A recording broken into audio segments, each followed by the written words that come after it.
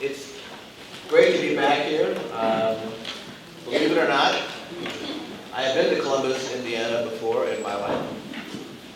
And if anybody was there with me, please raise your hand. In 1995, immediately after the White House Conference on, 6 months after the White House Conference on Aging, we did a post-White House Conference on Aging right here in Columbus on a Sunday afternoon to discuss the things that Indiana chose to be the priority issues back in 1995. And without going back and reading the transcripts of what we went on there, I bet you half those issues are still alive today, 20 years later. I'm also pleased that the program I read said 12 o'clock, Bob Blancato, luncheon speaker, or you can go downtown in Columbus and have lunch. I was a little nervous. But I also thought about the irony of how a guy who runs the National Nutrition Organization would be competing against lunch in his speech. But happily that didn't come about. It's a pleasure to be at this conference, the C Conference, engaging our communities to age well. Where is Bob Pittman? I'm not seeing him. He must down to What? He went to lunch. Well, he's in our business, in the field of aging, we don't call people old friends anymore. Okay, the new term is friends of long standing. Okay, so Bob is a friend of long standing, going back a long time. A man of vision in the space of senior centers long before many of us were involved. You heard some of my introduction. Actually, I come here wearing a couple of hats that I think are relevant. I'm a board member of the National Council on Aging, which I'm very proud of, and I know Jim Furman is around here someplace, and chair its Public Policy Committee. So obviously, we have great interest in this topic. And this wonderful group, NANASP, a name that should be shortened years ago, National Association of Nutrition and Aging Service Programs, and I'm actually here with my predecessor, who was executive director of the conference, Connie Bennett-Wolf, I think is sitting over here. Where's Connie? There she is. Connie was executive director of NANASP back 15, 20 years ago. So, but I've been a long-time advocate of senior centers, both inside and outside the government, and I had the pleasure, or depending on your perspective, the opportunity to be a 4-time participant in White House conferences on aging. I wasn't in 1961, that would really date me, but 81, 91, 81, 95, 05, and this most recent one in 2015. So, your summit is being held at a very interesting and important time in the field of aging. This is the year of anniversaries. How many of you have celebrated the 80th anniversary of Social Security, or the 50th anniversary of Medicare and Medicaid, or the Older Americans Act? 50th anniversary of the Voting Rights Act, and the 25th anniversary of the Americans with Disability Act, and of course the 5th anniversary of the Affordable Care Act. So, this is a big year. It's also the year of the White House Conference on Aging, the 6th one in our nation's history. But it's also 2 weeks, actually a little less than 2 weeks, before the end of fiscal year 2015, which ends on September 30th. And man, are there some big unanswered questions on what do we do when October 1st rolls around and the new fiscal year begins. And we continue to wait for the Older Americans Act to get passed. So let's talk about the budget first. Because there's a lot of themes you could talk about, and a lot of esoteric things you could talk about, but in the world that we're in, it's all about money, and it should be. And we have a budget issue that we must look at this year. We're back on the old fiscal cliff. The next few days in Washington, unless the Pope finds a way in his joint session of Congress to get them to grow up and get the right message done, we're going to have a fiscal year that ends in 9 days without a budget. And the choices on the budget that are before Washington are like night and day.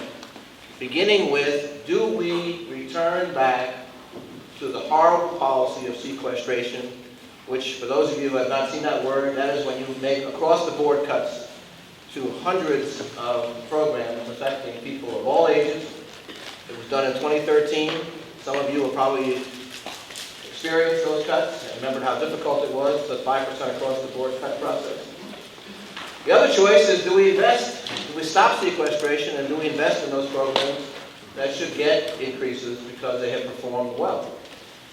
So our question is, how many sideshows will there be between now and the end of the fiscal year? And, you know, if I were leaving an advocacy message, which I always try to do when I go someplace, you know, everybody in your congressional delegation needs to hear the words, no more sequestration. Don't let that come back. There's no reason for it, and older people in particular cannot afford it, or nor can their programs afford it. Let me move to the Older Americans Act quickly, because, you know, for those of you who are veterans of the Older Americans Act, nutrition programs and senior centers and so on, you know, this used to be an automatic, easy process. Okay? Bipartisan, non-controversial. Whenever the Older Americans Act would pass, every member of Congress would write the press release that says, I voted for the Older Americans Act. I love the Older Americans Act. Well, now we are about 5 years late in getting the Older Americans Act reauthorized. For reasons that, you know, I'll give you two that I can think of.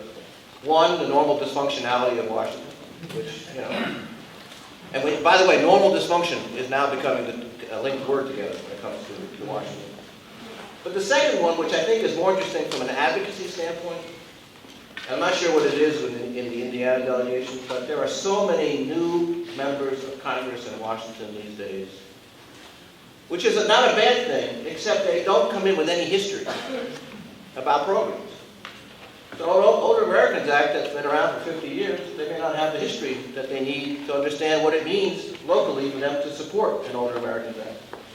So right now, the Senate has passed a bill to renew the Older Americans Act for 3 years. It retains most of the existing act because we're not in the climate where we can take big expansions of the act. But there are some limited changes, such as extending the capacity of Older Americans programs to help fight elder abuse, an issue that we spent a lot of time on in Washington. There will be limited changes to the funding formula, nowhere near what they were supposed to be. And by the way, in Washington, when you have a funding formula issue on a federal program, you have winners and you have losers. Okay? The losers always win, because losers make all the noise and they stop the process from going forward. So they made a compromise to make some changes in the funding formula, but not significant. And then, of course, they have some language in there for provision of information and technical assistance to support best practices for the modernization of multi-purpose senior centers and promote intergenerational models in the future. So how do we get this from where we are now to becoming law? The House of Representatives. They have to step up, join the Senate, pass this bill, and get it done this year. So advocacy message number 2 to your House members is urge them to get the Older Americans Act passed and done with before the end of this calendar year. Because the Older Americans Act has a lot of challenges in front of it, whether you extend it for 3 years or something else. The future of the aging network that many of you are in may depend on how the Older Americans Act is addressed in the future.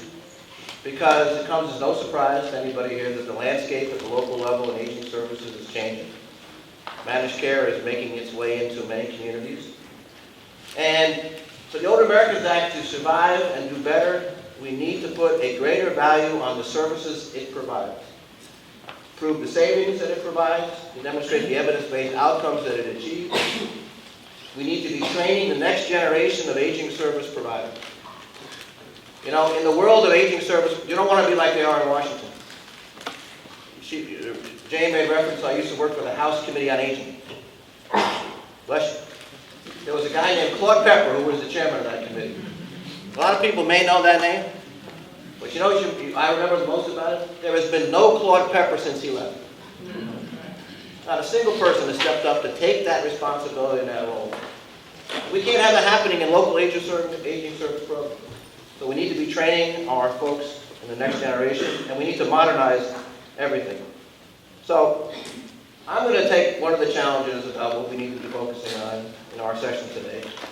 How to modernize the nutrition program, what it provides, and the facilities where the services are provided. The opportunity that we have is to appeal to a new wave. And by the way, I find it always interesting now, the youngest boomer is now 50. Oldest boomer is about 70, and they're still called baby boomers. Something wrong with that picture, right? But we have to find a way to appeal to the new wave of people 60 plus, just entering the eligibility for the Older Americans Nutrition Program. keep the retention high for the existing people, and make it more than just a meal. So, a couple of statistics, some of which you probably had done already. The number of senior centers, we estimate around 20,000. But the percentage that offer congregate nutrition services is only 53.9%. And I believe that number should be higher going forward for a number of reasons. The Older Americans Act Nutrition Program serves 208 million meals to 2.4 million adults 60 and over. But look at the numbers when you drill down a little deeper. The average age of a person in the congregate program is now 76, and the average age for a person in a home-delivered meal program is over 80, which is both a strength and a weakness. Okay? I mean, the strength of it is, and we're not doing enough to prove this point, is that, and I tried to make this, and I've done this same point testifying before Congress. You know, if a person is 82, and they've been in the nutrition program for 15 or 20 years, and they were deemed at risk of being in a hospital or a nursing home because of inability to maintain a proper diet, and they're still in your program, think of all the money that Medicare and Medicaid has saved going forward, right?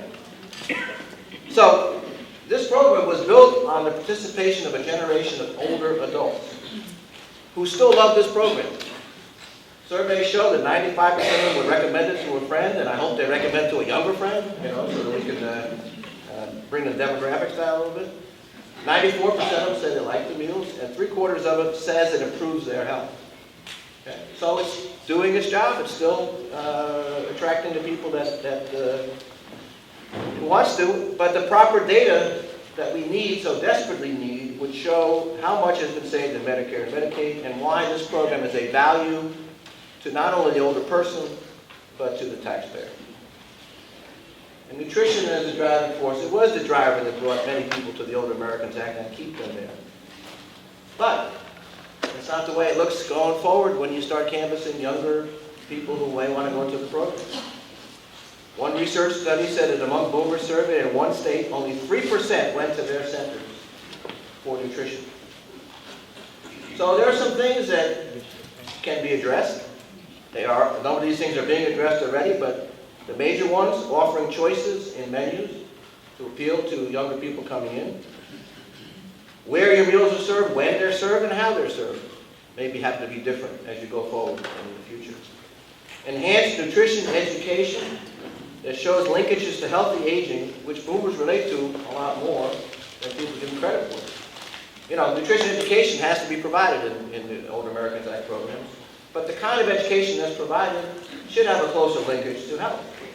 And the whole notion of nutrition services should be tied to a continuum of services so people see the longer term benefit.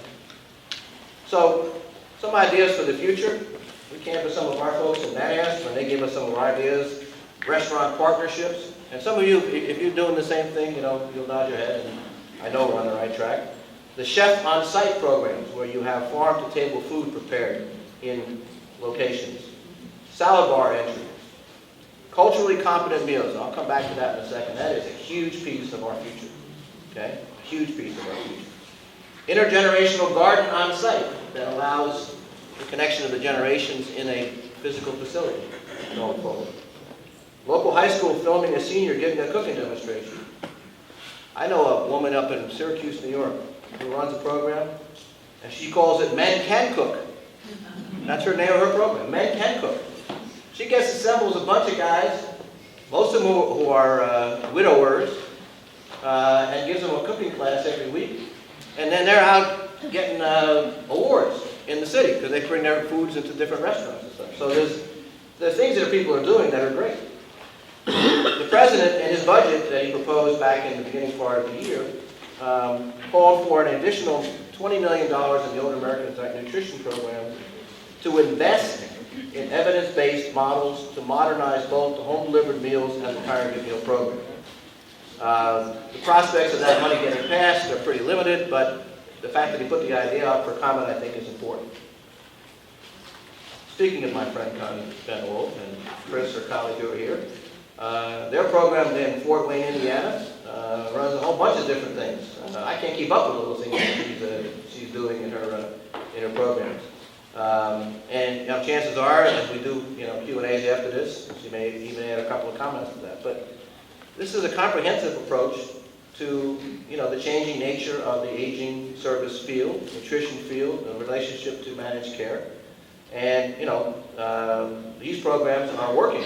And Connie's here as proof to demonstrate how much there are, particularly the hospital systems and the programs offering wellness cafes at 2 different hospitals. These are all novel ideas that are becoming more commonplace as you go forward. In New Jersey, to meet a big increase in the Asian Indian population, the older adults meet and get input from menu items and even do taste testing of meals so they can have a more attractive nature to wanting to come to these programs. And obviously it increases the attendance in those centers. And there's no additional cost in this particular program to providing these special meals. In Chicago, the program with the goal to prevent isolation as a result of cultural barriers and reduce nutritional risk in designated subpopulations. Let me go back to that point for a second. I read a statistic, I can't remember, maybe somebody in the room knows the source of this, but they say that isolation is a bigger problem for older adults than obesity is in this country. Okay? I mean, I work a lot in the space of elder abuse, was mentioned before. And I tell you this for a reason, because elder abuse, which we should all be concerned about, okay, no matter what line of work we're in, we should be concerned about this issue. But the average victim of an elder abuse victim is an older woman living alone between the age of 75 and 80. Do you realize now that 48.9% of all women 75 and older in this country now live alone? Okay? So we have got to be more proactive in promoting those kind of programs that reduce isolation, that address the needs of people living alone and going forward. And in Chicago, they're doing this. Upstate New York has a program that is serving a variety of different communities. Native Americans, African, Hispanic, or Polish.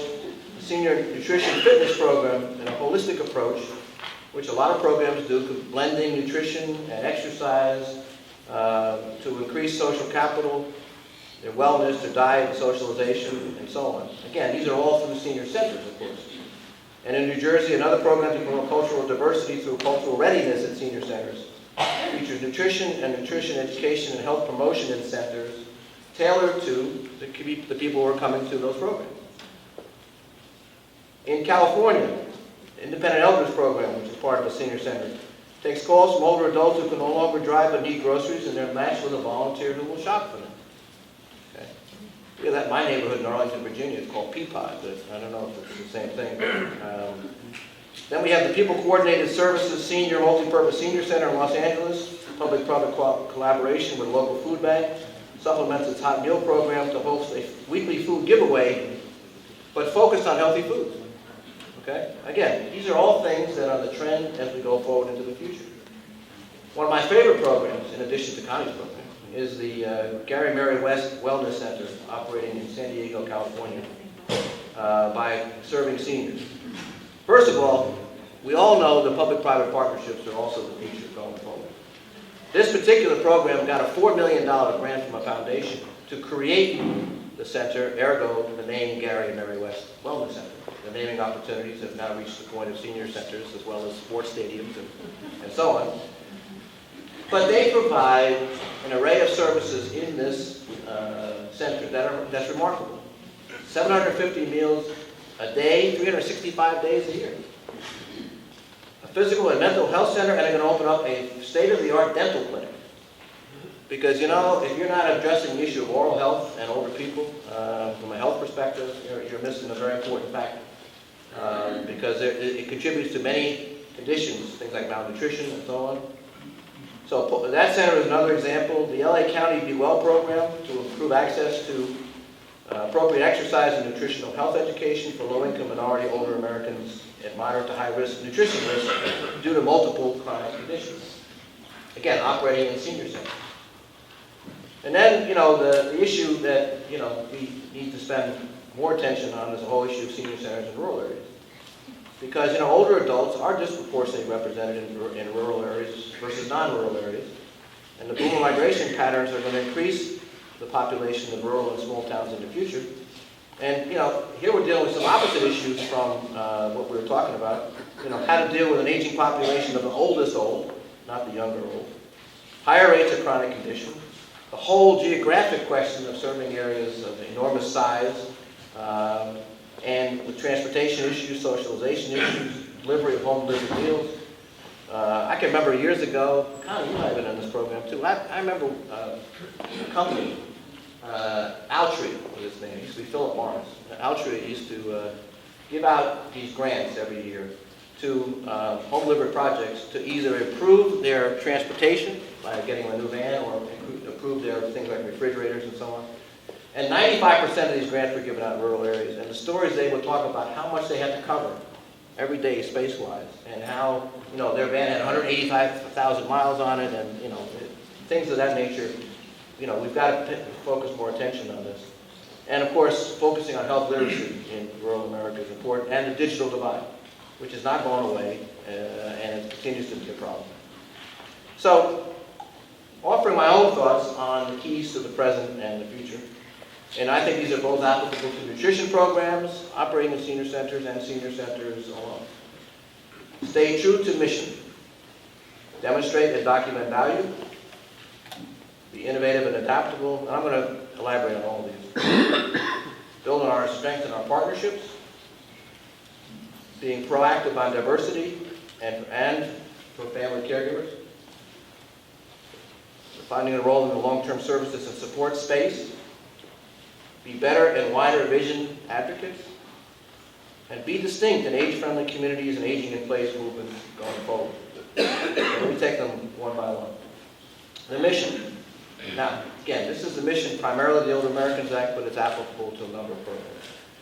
Promoting the independence of older adults in communities with consumer-driven, home and community-based services. I mean, the Older Americans Act Aging Networks have been doing home and community-based services for a long time. It's just never been called that, or never been referred to it that way until the topic started to gain more importance and traction in the most recent years ahead. Serving those in the greatest economic and social need is a critically important factor of the Older Americans Act. And to use your funding to leverage all additional sources of funding. Broadening the senior center vision. We've heard the term senior center as a focal point. And it's good in theory, and in some places it's good in practice. But the focal point of the future needs to be specific in what it does and for whom. Okay? You want to get away from the amorphous terminologies that don't necessarily connect to things.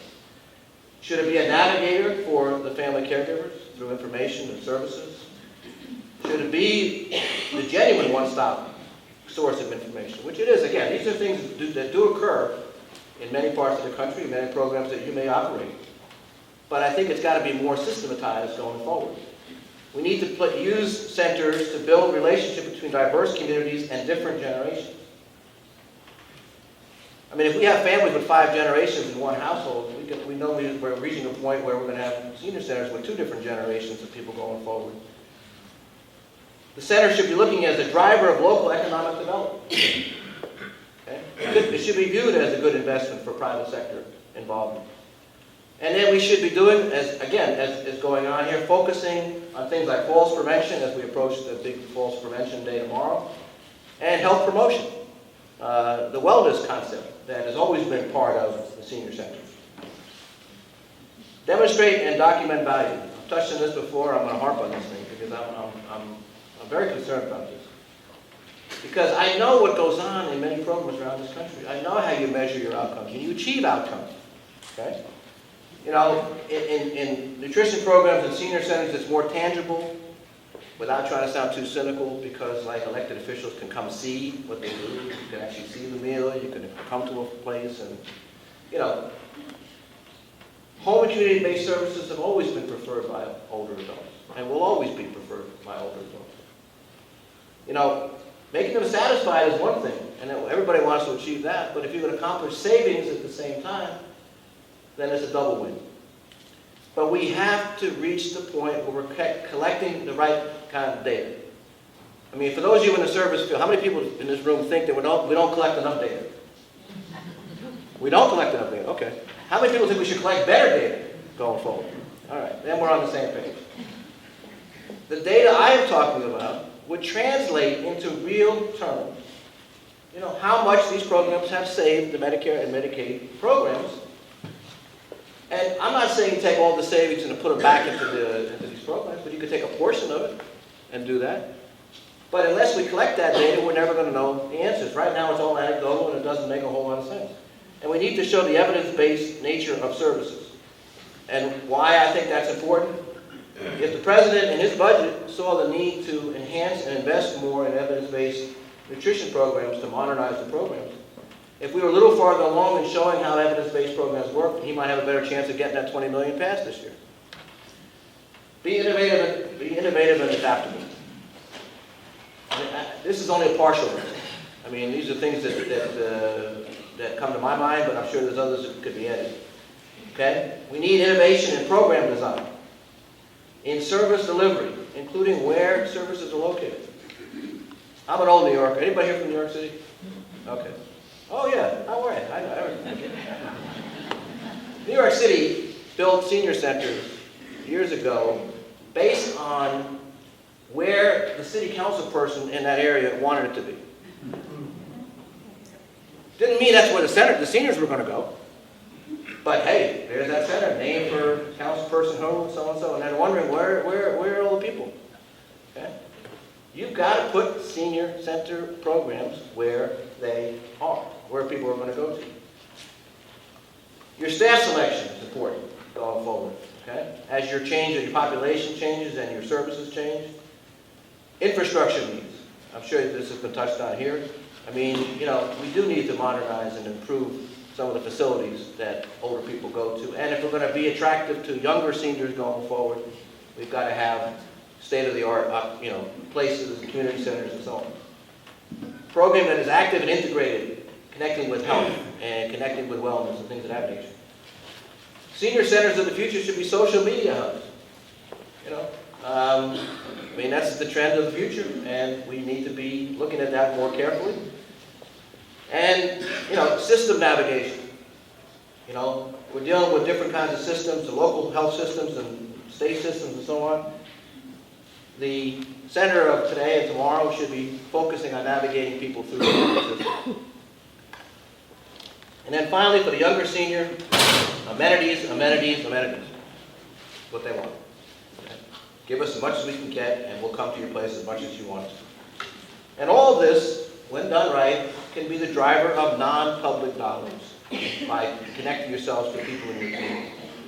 Building partnerships, one of the specialties of senior centers around the country, and nutrition programs. But they have to continue to be leaders in building the widest possible partnerships in their communities, with the business community, the healthcare side, government, and foundation. The foundation world is still not putting anywhere near as much money into the aging service space as they should. I had a chance to speak to grant makers in aging late next month, and their own staff is saying, can you put a pitch forward that says, can we put more dollars from the foundation world into aging services? And they'll understand that how important it is for the future.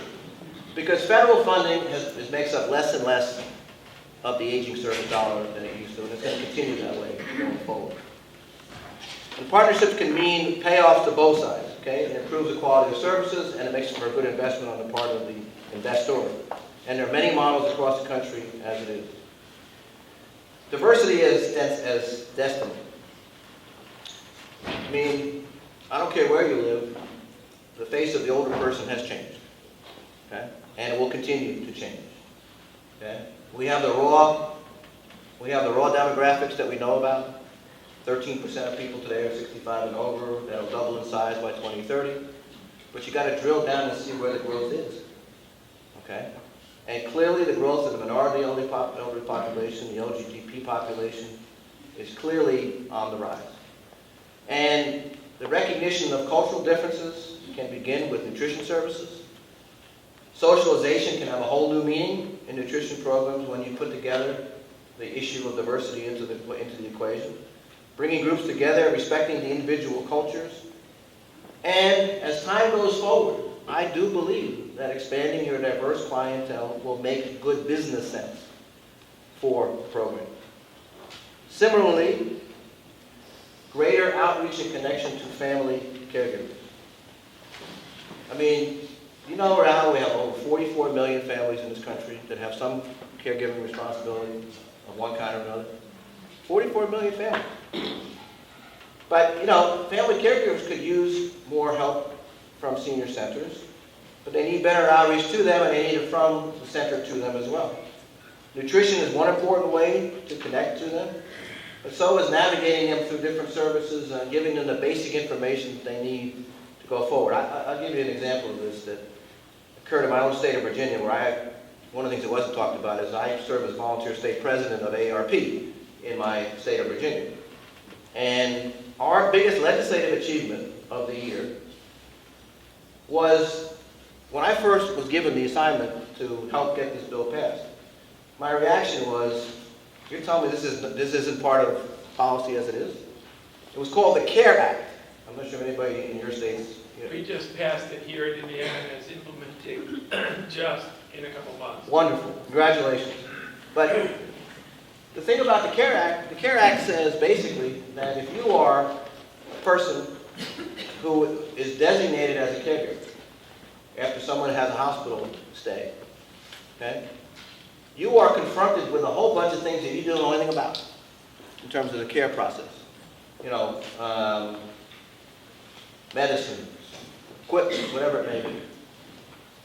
The CARE Act says, first of all, the hospital has to designate a family caregiver, and then they have to give them demonstrations and instructions to help them facilitate the process of becoming a family caregiver.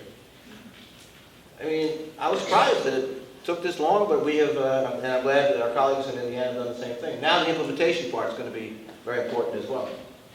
But we need to help them with education and training, and we need to spend a little more time connecting the grandparents raising grandchildren movement to the senior center movement. I can remember in 1995, that was a brand new issue at the White House Conference on Aging. Okay, now you got 4 million grandparents raising their grandchildren in this country. And they need all the help they can get, and they can help and get it in the community.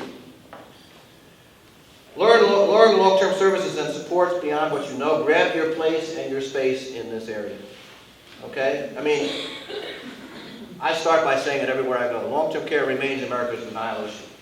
We don't want to go there. We don't want to address it. We can't get a bill passed. Claude Pepper had a commission in 1990 that identified a path for us to do long-term care policy at a national level. Have we gotten it done? No. Okay? Even though it is the single biggest unfunded liability of the boomer generation, is long-term care. And where's the drive to get some legislation done?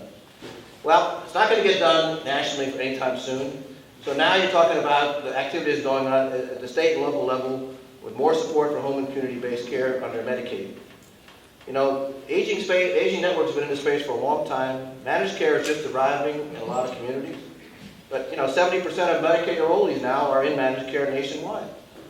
So without sounding disrespectful, the newbies coming to town to do their job right, particularly if they're doing aging services, need to connect to the trusted entity that already exists.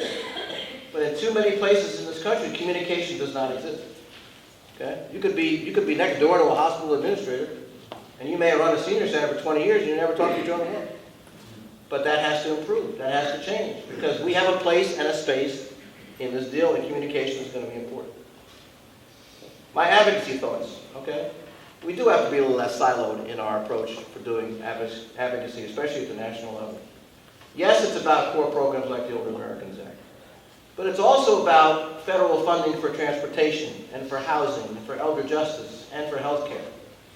Okay? We should be advocating for better data use and collection because it'll benefit our programs in the future, pushing the evidence base.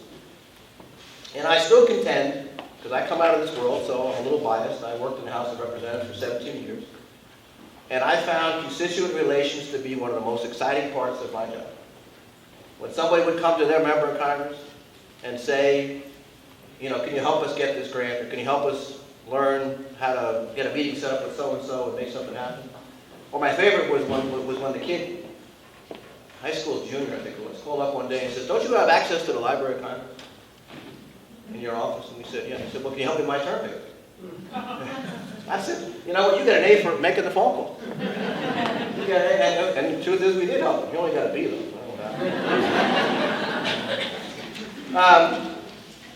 My last point about going to the future, aging in place, age-friendly. We had this conversation in the back of the room before with my colleagues from Charlottesville and Phil, my friend from here in Indiana. There's a lot of activity going on, a lot of buzz going on. Age-friendly communities, aging in place, nationally occurring retirement communities, the village movement. It's a true story. Anybody in the village group here doing work in villages? Were you at that conference in Washington? Okay. I was asked to be a keynote speaker. My biggest problem that day was? Not getting up and saying, I'm so thrilled to be with you village people. Because that really wouldn't have worked very well now, would it? Right? But you've got all these activities with similar purposes and cause. But you know what? We've got to come up with a common definition, okay, if we're going to move a policy process forward. There are points of distinction between an age-friendly community and a village and so on, but at some point, if we're talking about making this into a national direction and a national movement, we need to have a common definition. Senior centers and nutrition programs must solidify their place in whatever emerges at the community level. The aging in place movement can represent a new and improved community focal point for centers going forward. We're looking at the intergenerational. There's no one of these things that doesn't have an intergenerational feature in them. Okay? And of course, I believe, I don't know how long it's going to take, I believe there'll be significant private investment in this space once things get clarified and people see what's in it for them. Now, this is my favorite slide of all. When people from Washington have the word inclusion at the top, you should feel good. Because it might actually be oversight. So, these are my points to sort of leave and talk about. We know senior nutrition is a growth industry, and aging is a growth industry, but who's growing? And who should be growing? I contend that senior centers should be in the future. We need to do what works best for the community, and I don't know any community where a senior center would not be a key to that community. It's about knowing your value so others value your knowledge. Okay? As we look at the different elements coming to different communities providing service. Put a price on what you do and make the business case for it, because there are payers out there in the future who will be interested in those services. But above all, keep putting the older person first in service and in focus. Now, the next thing you'll see is a cheap advertisement. For those of you who are interested in more discussions around nutrition programs, senior centers, things of that nature, we invite you to come to beautiful Las Vegas before the real heat comes, June 1 through 3, and you can get further information on the NatAsk website. And then I will leave this up as we do Q&As, just so you can jot down some other things that you may want to ask about. So, I was true to my word. Only one conclusion slide. See? That's not too bad for somebody to watch. So, in the remaining time we have, anybody have any questions or comments? Don't be shy. Hi. Can you say a little bit more about the Older American Act incentivization for intergenerational models and also the $20 million to invest in evidence-based nutrition models? Let me go to the second one first. Yes, thank you. The question was, can I talk about the Older Americans Act and its focus on intergenerational models? As well as the evidence. And the evidence, and the provision in the President's budget for new money for nutrition and evidence-based programs. I would say, in the second one, again, in Washington, the President proposes a budget and the Congress disposes of his budget. Sometimes they agree with him, sometimes they disagree with him, sometimes they don't even show up. In the case of this initiative, the President actually asked for $60 million in funding, increased funding for the Older Americans Nutrition Program. $20 million for the congregate meals and $20 million for home delivered. And then the $20 million for this new demonstration project, grants, that would be given out to support the expansion, if you will, of those programs that are demonstrating through evidence-based techniques successful outcomes in maintaining independence of older people in both congregate and home delivery settings. Now, I sat in a meeting in the Administration on Aging on this very topic, maybe 2 months after it was proposed, and they're really not clear about one thing. There's a group over there who thinks that these things don't necessarily exist, and they want to go find them and create them. And our argument for those that in need were like, there's plenty of these programs that do exist. What you should be doing is investing in those programs so they can become scalable on a broader level. But the practical political reality is we're not going to see this money this year. $20 million is not going to happen. Because the most the Older Americans Act can hope for is maybe a very small increase that's in at least one of the bills before Congress. But new money is not going to come this year. So I think what they're going to do instead is I think sometime in 2015, the Administration on Community Living, which is the parent agency of the Administration on Aging, will issue a request for information and ask for examples of programs that meet their generalized criteria on evidence base. And they may find some of their own money to invest in those programs to build them up a little bit more while they wait for the larger issue to happen. But it won't happen this year. And on the intergenerational side, I mean, there's a lot of vague language in the Old Americans Act that tries to promote, better intergenerational models. But it hasn't been a funded thing in a real sense of the word. I used to be on the board of Generations United for years, and the intergenerational, the motto used to be, it's not just nice, it's necessary. Okay, and it is. Okay, but we're way behind in sort of putting intergenerational in a policy perspective. Like we would invest money in shared housing projects. Okay, I was involved in a project in New York back in the days when we used to have earmarks. Remember earmarks? Anybody remember that era in time when you could get a member of Congress to get money just for your own program? Well, those days have sort of disappeared. But we got an earmark one time to finish the first apartment complex in New York City. The only place people lived in them were grandparents raising grandkids. Okay? And we were able to get dedicated money for that. We need housing money, a great deal of housing money.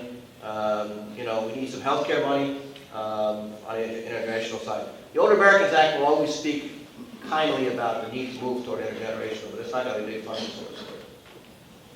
Anybody else? Question? Phil? I'm not much of a walk when it comes to the Obamacare, the Affordable Care Act. But my understanding is that hospitals increasingly are going to be paying penalties for an inability to prevent readmissions. Correct. To me, that's a justification for hospitals paying for meals, post-hospitalization for people, to move capital from the healthcare system back into home and community-based services, because there's a lot of capital in one system and not enough in the other. And seems to me nutrition is one of the most critical factors related to healing. And are you aware of such a demonstration? Is it realistic to think that could ever occur? Yes, in fact, I'm sure there are people in this room who could give examples of that going forward. So let me repeat the question. In the Affordable Care Act, or as I refer to the ACA as the American Conversation Act, because 5 years later we're all still talking about it one way or the other, like it, hate it, some way or the other. One of its provisions, Section 3026 of that law, created a care transition program. At the same time, a provision was written into the law that said that hospitals that failed to reduce their readmission rate of people going back in the hospitals 30 days after or less after they were first admitted would have financial penalties applied to them. So what has happened is that there are a range of programs. There was one wave of grants that came out a year or two, maybe a year or so, I guess, after the Affordable Care Act, which just, again, me speaking personally, was money that went out a little too fast. There wasn't enough infrastructure sort of built on how to go about doing it. But the second round of grants that have gone out to different communities, about 40 of those, have not only helped some hospitals lower their readmission rates, but have actually produced quality services with more money at the local level because of that need to lower the readmissions. There's some controversy about how you measure why people get readmitted, what the conditions are that they go in for. But what is not in dispute is the fact that you will lower hospital readmissions if you have a vibrant, local, community range of services for them to be discharged back into. So right now, in fact, we're working on this project, and we're trying to see these care transition programs extended beyond the current time period, which in some cases could mean money would stop for these programs sometime in 2016. So you're right, the premise is correct. There will be more money available, but part of it is about, going back to an earlier point I made about the communication side of things. Okay? Just because the hospital faces this thing doesn't mean they're going to know who to turn to help them lower their readmission and start building a relationship with the community services. So there's got great potential in this thing.